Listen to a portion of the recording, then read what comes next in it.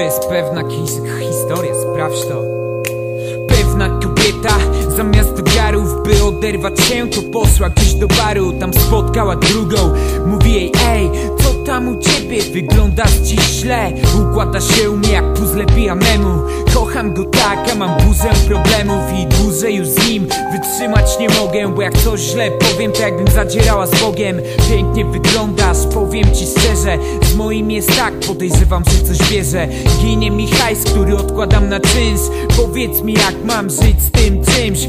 Obie siedziały, nagle przyszła trzecia. Piwkiem zapijały smutek, czas leciał. Ostatnia wróciła właśnie od lekarza, który stwierdził, że problem ciągle się powtarza. Przepraszam was, że ten temat wiąże, ale od 2 lat próbuję zajść w ciążę i dla mnie to problem, przez to tonę w smutkach. Kelner, przepraszam, 3 razy wódka. Jestem szczęśliwa, mam drugą połowę, ale chcę to podzielić na 3, gdzie nasz potomek zwierzały się sobie przez kilka godzin, ale żadna z nich nie rozumiała, o co chodzi.